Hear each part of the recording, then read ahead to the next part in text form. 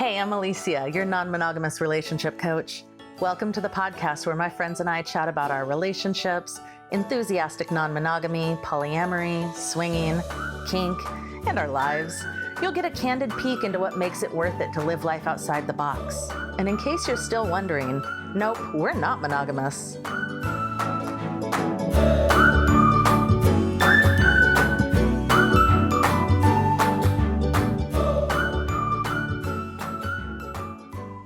Hello, hello, hello.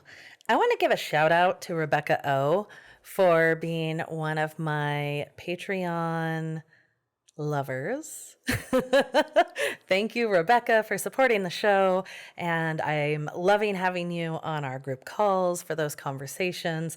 If you, dear listener, would like to join in our monthly calls and also hear the behind the scenes from this episode, our guest Victor's hottest, best sex tip, then go to patreon.com/notmonogamous and become one of our lovers or friends with benefits and support the show and get a bunch of bonuses.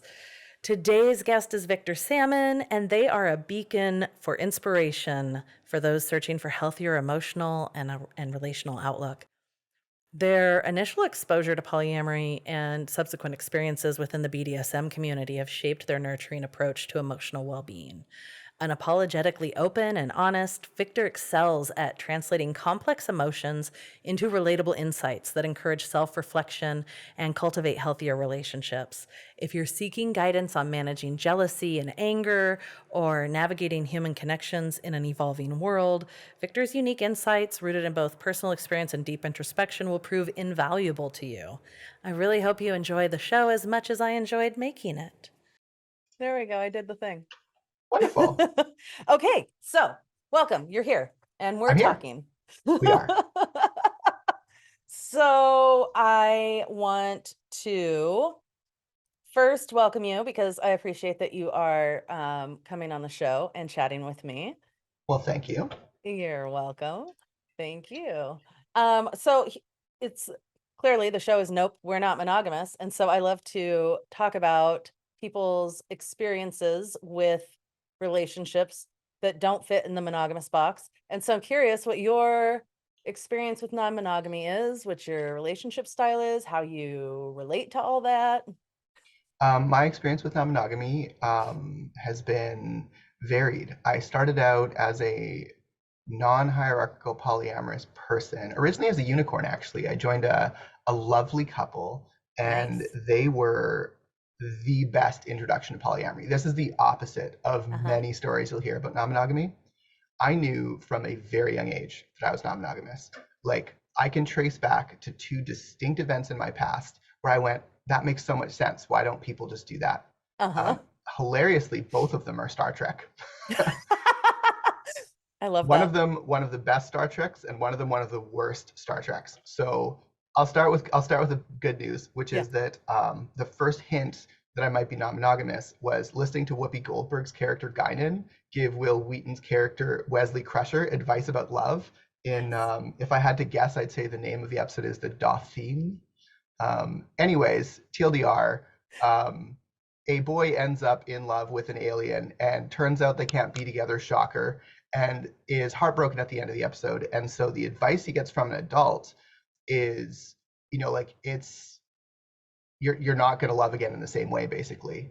That heartbreak is unique among people, and that loving people is unique, and that other people are going to tell you that this will just go away, that you'll forget about this person, and in time you'll just love again. And that's not true. Like, you're going to resolve these feelings how you resolve them, and when you love someone else, it's going to feel different. And I just thought that was like such a really critical moment in my growth, because I think I watched that when I was like 8 or 9. Yeah. So oh my God, I love that so much. I'm a big Star Trek fan, so I really appreciate that. Oh, wonderful. Can you guess what one of the worst Star Treks is? I have no idea. There's so many.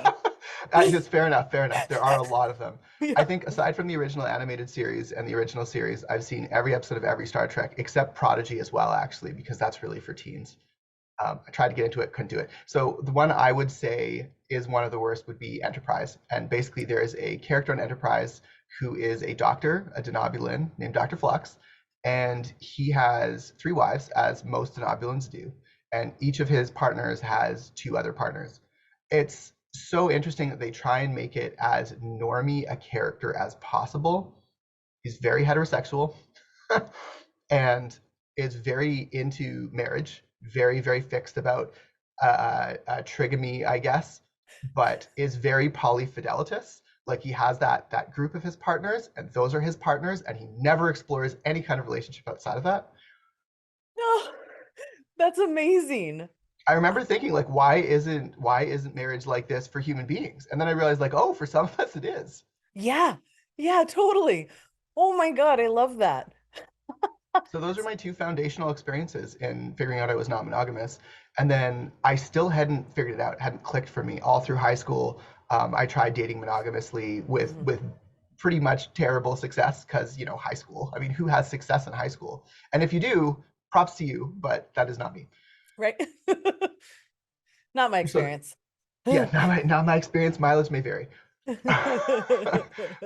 But yeah, no, I ended up in a 5-year serious monogamous relationship with a proposal, and it didn't end up going through to marriage. For me, the proposal was a commitment to work on our issues, and I think, and again, I can't speak for this individual. For this individual, the proposal I think was the solution to the issues, and that's where we sort of really diverged, and from there the relationship kind of spiraled a bit. We're still on like decent terms, but we don't really talk anymore, which is understandable. It's been a very long time. Sure. So for me now, I guess that takes us all the way to my early 20s when I first got into non-monogamy, which would be like 24. I was fresh into the BDSM scene, and that's when I got introduced to non-monogamy, was through BDSM. Yeah. So it was through this like really intense culture of consent, and I just couldn't grasp that like partners were totally okay with me dating their partners. Like it made a lot of sense for me to be okay with people dating my partner, but it didn't make sense for me for other people to be okay with me dating their partner. And Yeah. that's just based on like the history, right? Yeah. You see other people being super possessive and it doesn't feel safe. But then when your partner wants to go out and have other partners, if you're the kind of person that's like, yeah, free love, go do the thing, it makes a lot of sense to you. Yeah. Oh, how did you wrap your head around that? Like, how did you get to like, oh, Hmm. you're actually okay with this? That's a really great question. And the answer would be that first unicorn experience, having that couple that sort of took me in and fostered me as a unicorn. Because I always think of unicorns as like a fostering system, not a hunting system. Oh, yeah. Yeah. Yeah, it's like if you really want to sleep with lots of people and bring them into your relationship, you need a cheese wheel. You got to foster a unicorn. You got to feed them. If you don't feed your unicorn's not going to be as comfortable as humanly possible. Oh, I love that. Oh my God. Like maybe a whole charcuterie board. Definitely, yes. Whole charcuterie board, but the cheese wheel is key. I'm just kidding. It depends on the person. Maybe they're non-dairy. Maybe they're not dairy. That's right. Maybe they And I just need some mean, hummus. that absolutely, absolutely. And chickpeas will solve all of your sexual problems, is what I'm hearing from this. That's the takeaway. Key takeaway. Key takeaway. Chickpeas solve problems. They do. Right. I also have ADHD, and I recently changed my meds, so I may meander a bit, but I think that's probably par for the course for the format. I'm here for it. Wonderful. Love it. Thank you so much. Um, Uh, so so yeah, yeah. so getting involved with that couple was lovely for me, and they both modeled this really, I think of it as super healthy, loving non-possession. It was Yeah. very much a like you can make appointments to see partners if you want to. You see whoever you want, and also you can make appointments to see us individually. But we would also like an appointment to see you like appointment sounds so formal. Like a date to see you together, maybe like once a month or once every few weeks or something. That's what we did. We just saw each other mostly together. I didn't really make very many individual appointments because it was so novel for me to have these incredible 3-way experiences. And the um, the lady in question, I'm still friends with, and we still do BDSM scenes, and even the gentleman in question, I'm still friends with as well. We just Yeah. don't see directly or really have that much of an ongoing relationship today. Yeah. But at the time, it was great. I learned about all sorts of things. That relationship taught me about like masculine insecurity and like how to support other masculine people. like how to just like show love and compliments and just like finding ways to work in how your metamor is super important or why you respect or value them. And I think with metamors, it doesn't take a lot to show goodwill and good faith. Yeah. Yeah. It can take a lot to receive goodwill and good faith. Oh, But those are yeah. different things. So you can show goodwill and good faith to a metamor even in the midst of a threesome. Um, and sometimes that's just a smile, right? Like Yeah. sometimes you're just showing like acceptance and care. It doesn't need to be like this huge thing. So for me, that was my introduction. That was my first non-monogamous relationship, was that one as a unicorn. And then from there, I think I started learning about just how hard being a hinge partner is. Oh, yeah. Yeah. And helping support people through insecurity. And I ended up with a lot of really difficult struggles, I think, around people being very angry with me, even though they, describe themselves as very non-monogamous or, polyamorous or even relationship anarchists. Just folks who said they were super open to different arrangements. And then what I found was sometimes those folks, and I love them to pieces, it's no shade on them, but sometimes those folks maybe hadn't done quite as much work as would have served them Yeah. in identifying how they were feeling, learning skills to process their feelings outside of the relationship.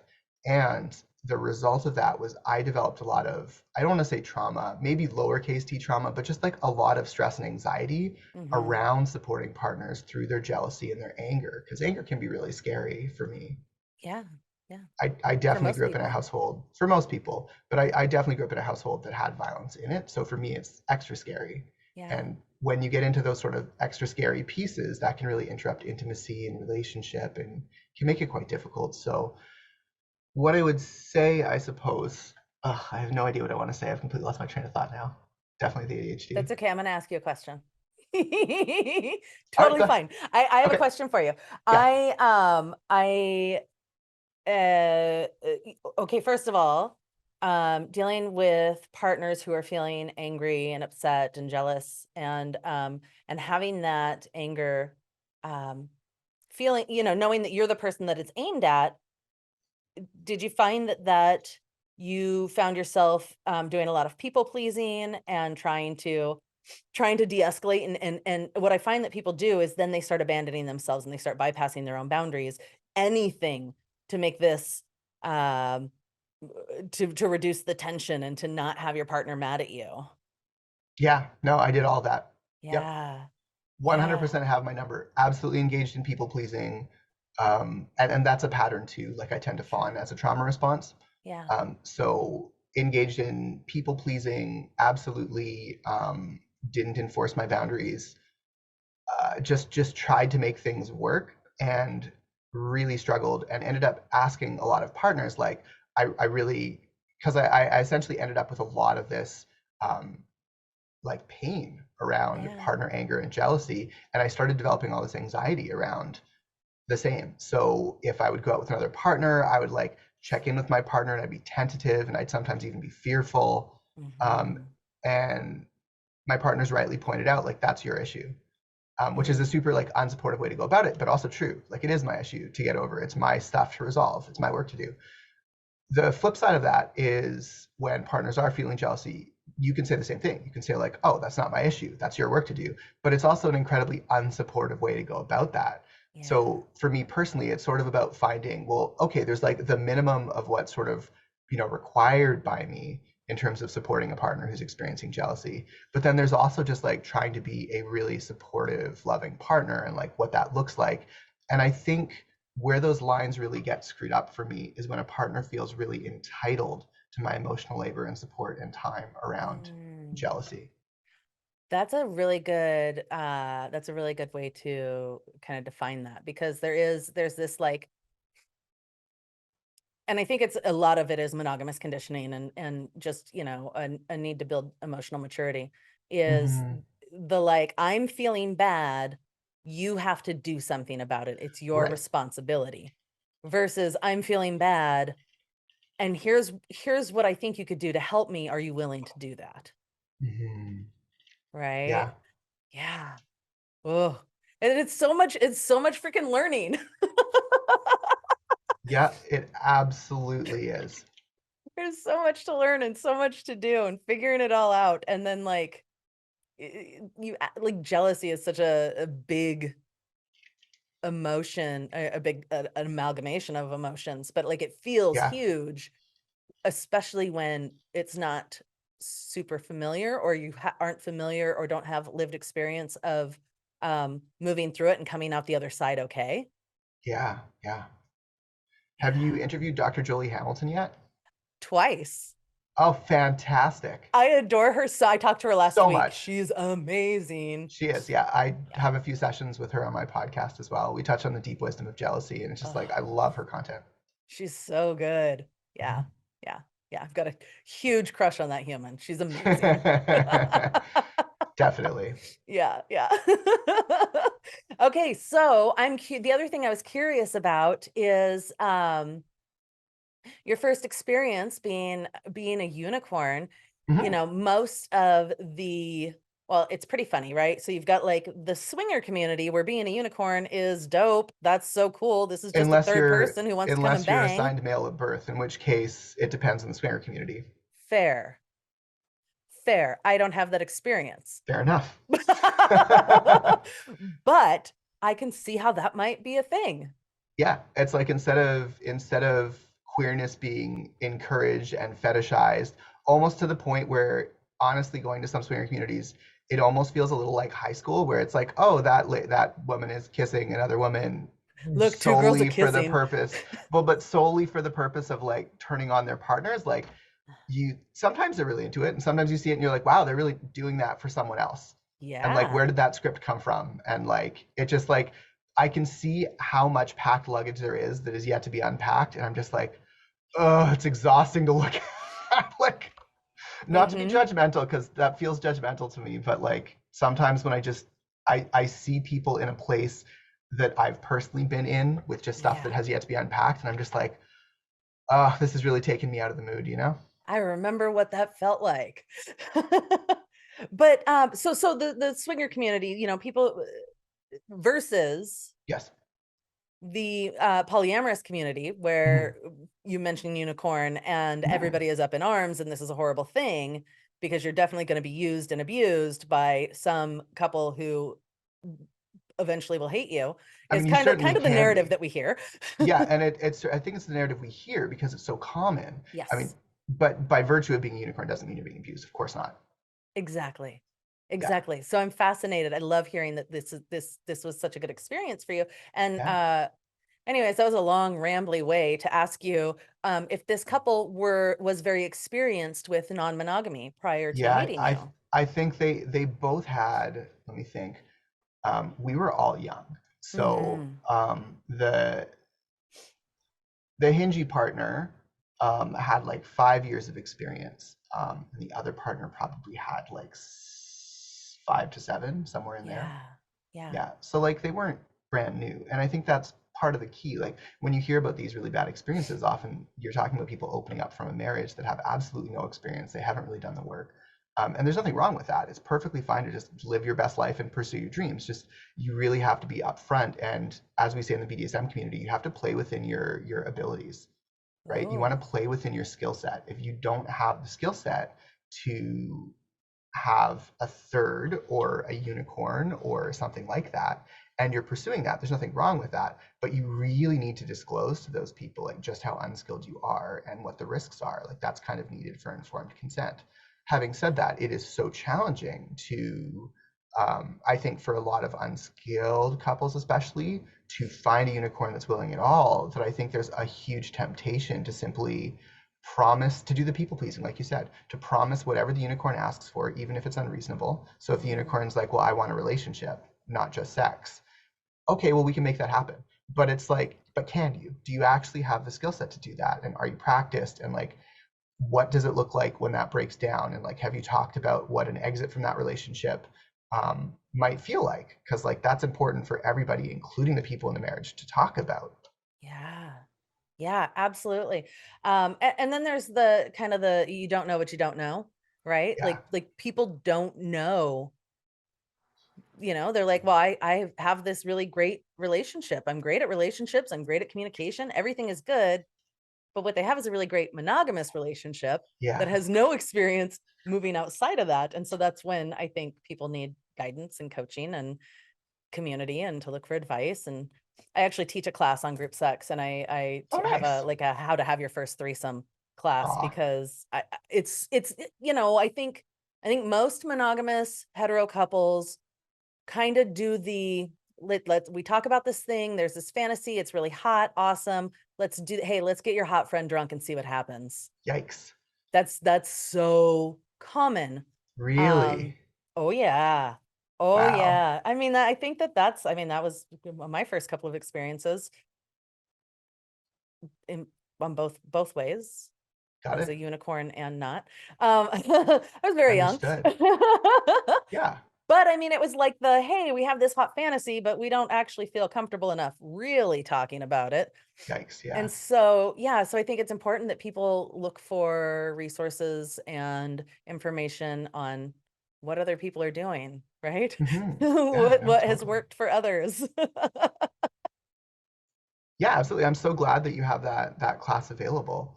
Um, Yeah. I've never really thought about doing standard offerings or anything like that. I mostly just do completely free resources on my site, and then I do like overly inexpensive classes locally, and it's just Mhm. like you can really tell it's a labor of love for me, and it's a hobby. Yeah. Um, yeah, I Yeah. just I don't I'm looking to spend more on the things that I produce to make them more valuable to other individuals. That's I think where I am right now with my consulting. Yeah, yeah.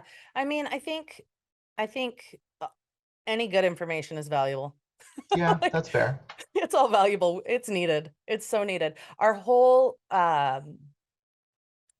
like relational society, or like our culture of relationship is shifting so much right now.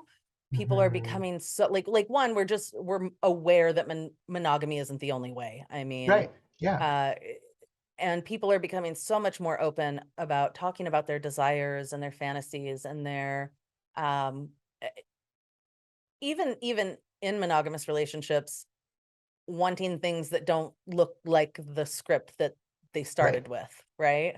Right. People don't even know where to go to look for new scripts. They Yeah. don't know where to go.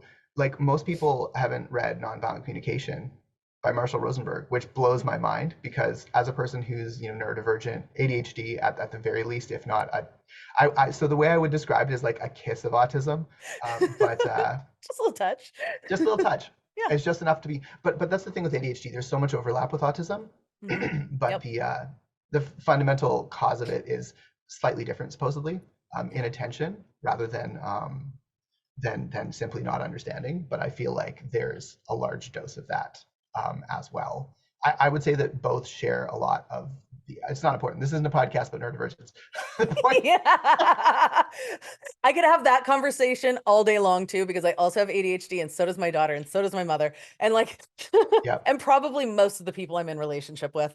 Um, yeah, neurodivergents flock together. It's just like we understand how the other communicates. We're really good with info dumping, which I yeah. think is one of the reasons why we end up being podcast hosts Yeah, totally. Let me tell you about this thing. for like 20 minutes. Yeah, exactly. Uh-huh. But people are looking for resources, Yeah, right? Like they're looking for how do I talk to my partner about these things? How do we meet people who are into these things that our friends probably think is weird? I have a really interesting resource actually. When I was Yeah. doing a lot of my research on transformative justice, I came across this needs-based framework from Australia, New Zealand, and it focuses on need satisfaction as a form of good. Like people will secure goods, and when they get desperate enough they can't get those goods, they resort to less ethical means. It was a really interesting model of human needs because I'm used to looking at NVC, nonviolent communication or compassionate communication for the Yeah. uninitiated. um, that focuses on like these are sort of like the 7, I think, categories of major human needs, and then within them there are all of these different kinds of needs that are like subcategories, and then there are all the synonyms, and Yeah. you kind of have to learn the vocabulary of human needs to be able to really even be self-aware of what they are. Like you have to know what they are to know whether you have them or not. Yeah. And so NVC is a really great framework. It's usually one of the first ones I start focusing on when I'm coaching and consulting with them. But then also there's this really interesting good primary goods, secondary goods type framework that's like I would need to look it up. But I remember coming across it, and I really like it in the sense that it models like I don't want to say it justifies bad behavior because Sure. that's my fear. It's usually used to look at like criminal infractions. Yeah. But if we're looking instead at, couples who are exploitative of thirds or just not as kind or caring as they could be, Mm-hmm. that's also a framework that one could look at. Yeah, I love that. We're gonna find it. I love that because it's one of the things that I talk about when we're talking about like jealousy and insecurity in relationships. I often reference Maslow's hierarchy of needs because basically, like if our base needs aren't being met and we are in fear of losing, safety and security and like our basic financial security or our relational security, then things like jealousy and envy and like being really fearful gets a lot bigger, Mm-hmm. right? And so in battling that, you have to like start going, okay, how are my needs being met? What are my needs? What is left here that's being activated? Because like there's all the things, right? Like uh like our past relationship experiences and our childhood wounds and our attachment styles. There's all these things you can Yes. look at, but some of the first things are my needs being met? Like, am I meeting my own needs? Am I scared that you're going to take things away from me that will leave me in a bad situation? And Right. then have I eaten and have I had enough sleep? And have I been petted recently? And am I a well taken care of pet? Yeah, totally. For those of us who are pets, absolutely. So, okay, I want to ask you this. Yeah. Um, move s- moving from kind of a typical monogamous relationship that we're supposed to do, and then moving into non-monogamy. I love that Mhm. your introduction was through BDSM because there's so much good stuff happening there. Yeah. But I'm curious what your biggest challenges were Moving in. into non-monogamy. Yeah. Yeah, like what we already discussed, people pleasing, Oh boundary yeah. setting, being able to be appropriately sensitive to my partner's jealousy rather than overly sensitive or Mm, undersensitive. yeah. So Oh, being able good. to reattune that like emotional microphone that I'd had people scream into before, and that makes it very hard to put the headphones back on. Yeah, that's a really good analogy. I like that. I Thank like you. that a lot. What would you say has been the biggest growth area for you or impact for you in that? The biggest growth area or impact. Um, I think there's so many things going on, right? Like on the one hand, being able to sort of look at my attachment style in like with Polysecure is an excellent book. Mm-hmm. Um, yeah, that was one area for sure. Attachment styles, which you already mentioned. Interestingly, I was in a relationship with someone who had an anxious avoidant attachment style who described me as secure, and I was like, that's the first time anyone's ever described me that way. But I was modeling like a lot of security and stability, and it felt easy because it didn't feel like I was the one that sort of was needing to change a lot. Mm, I think like a lot of the focus on change that my partner had was on herself. yeah. So that made it a lot easier to seem stable. It's like it's easier to be your best self when you believe in your best self at all. Yeah. And I think it's really hard when all you see are problems to see yourself as a really quote unquote good poly person, as the Mm-hmm. saying goes. Yeah. Yeah. Oh, that's really good. That's really good. And I've noticed that as well, that like attachment styles really shift depending on, well, one, like the amount of work that you put in on healing and shifting things for yourself, but also just the individual relationships and the structure of those relationships. Like the energy dynamics in the relationship can shift Yeah. that a ton. And I find that attachment styles also very flexible. Yeah. At least in my experience, it's like I think that's the thing people are most critical of attachment style, sort of attachment theory of, is that you might be anxiously attached to one person and avoidantly attached to another, or Yes. you might be very secure with one person and anxiously attached to another. Yeah. Yeah. And so like figuring out the underlying beliefs that you have about, like you said, where you get your needs met, and like about potential outcomes. How could this hurt me? Like that could really change your how you respond. Like maybe your attachment style is anxious and it's just not very provoked in a lot of relationships. And then you meet one person who you really like and it's deeply provoked there, and you just find yourself engaging in all of these spiraling, super anxious behaviors. Uh-huh. Yep. That is spot on. That totally happens. Certainly does.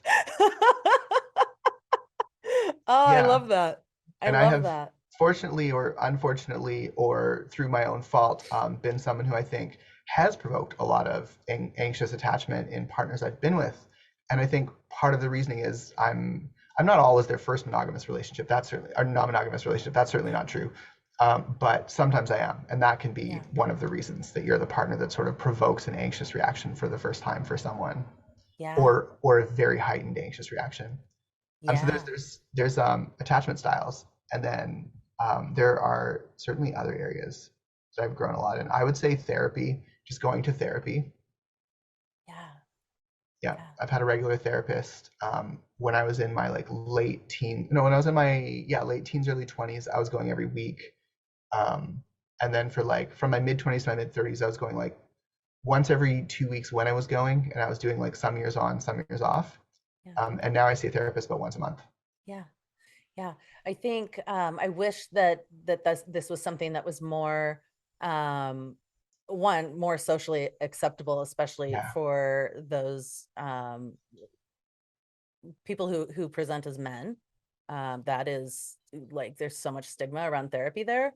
And then also just that like we need support, and our parents and friends aren't always the best people to be that support. They don't definitely know not. anything better. Yeah, you really want to find like a non-monogamy friendly counselor. They Yeah. do exist. There are plenty of them. Yeah. Yeah. Yeah. My therapist is a registered clinical counselor in Vancouver. I'll throw in a plug. Nikki Bellhumor. She's great. Very queer friendly, very non-monogamy friendly for sure, and I would say even kink friendly. Yeah. Yeah. I love that. Yeah, That's and like wonderful. those humans exist. She even did sliding scale when I started because I just didn't have the money to pay full rate. Yeah. Yeah. So like That's those humans fantastic. exist, they're out there. They're hard They to do. find. They may be hard to find in your local area. You may be able to find someone who does distance. Yeah. Yeah. And then there's all those non-monogamous consultants who of course are not therapists, such as I assume yourself and also myself. Yeah. Yeah. Yeah. Yeah. The coaching realm is there's not a lot, but there are several for sure. Yeah. For sure. It's not a saturated market, I'll say that. No. No. What would you say is something that anybody can do for free to help them approach relationships in a healthier way? Great. That's such a good question. Yeah, like looking at needs frameworks, having a vocabulary just to understand like what you need. Being able when you're in a position of struggle or emotional disturbance, or I don't want to say fugue, but when you're on the struggle bus and Yeah. you know you're on the struggle bus, um, what are you afraid of? Like, what are those beliefs? Doing a little bit more of that self-reflective work. And if you are not on the struggle bus, you can still do all that work if you've been on said bus before. You can literally just think like, okay, when I was having that horrible experience, rather than framing this as like something that was done to me, like what were the things that I was struggling with in that moment, right? Like what were the fears I had? What were the needs that were being met that suddenly were not being met? And just sort of taking a personal emotional inventory, getting like a really good sense of like, okay, where was I on the map of human emotions then? And sort of getting good descriptions. How did those emotions feel in my body? Right? Like kind of touching on somatics a little bit and then sort of bringing it all home into like, okay, so I know what I was feeling. I know what needs weren't being met. How does that relate to like attachment styles? And sort of having that conversation as well. And for folks who are just starting who don't know all of that stuff, there are really good resources to start, right? You can always read Nonviolent Communication by Marshall Rosenberg. You can always read Polysecure. It's Jessica Fern, right? I think it's Jessica Fern who wrote that. Yep.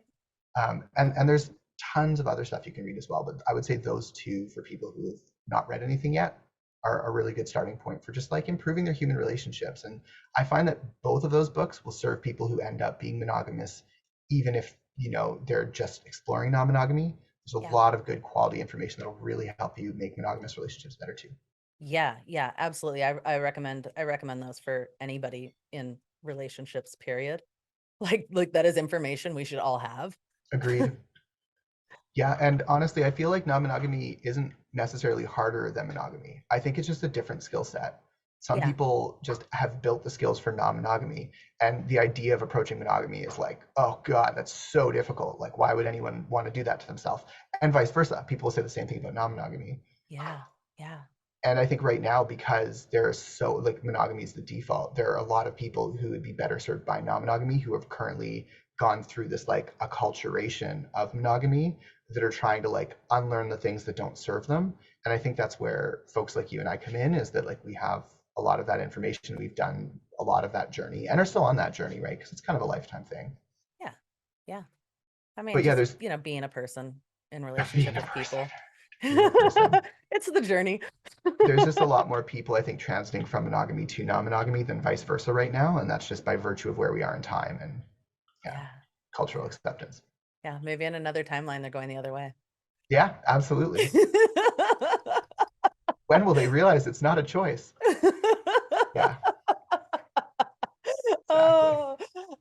Is there anything that you would want to share with the listeners that I haven't asked you yet? Um, yeah, it's really valuable to practice mindfulness.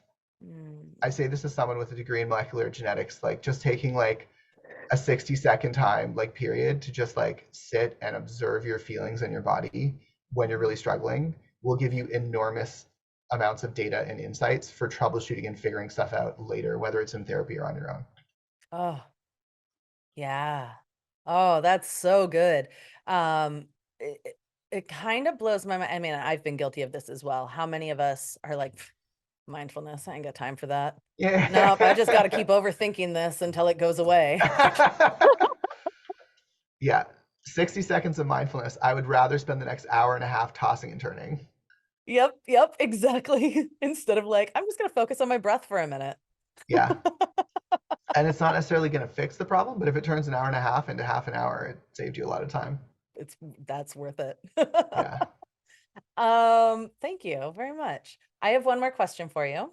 Okay. And this is for my segment that I hold aside for the patrons of the show on at our patreon.com/notmonogamous. Ooh, hello, sexy Patreon listeners. So just the tip. What is your favorite or best sex tip?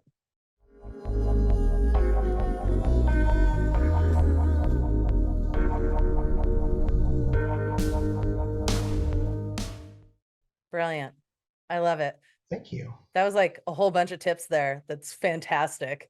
I'm full of sex tips. I always love talking about it. I love it. Yes. Thank you so much for coming on. Thank you for having me. It was a lot of fun. Yeah, definitely. I love it. That was Victor Salmon and their just the tip. If you'd like to hear it, go to patreon.com/notmonogamous and become one of my friends with benefits or lovers. Bye.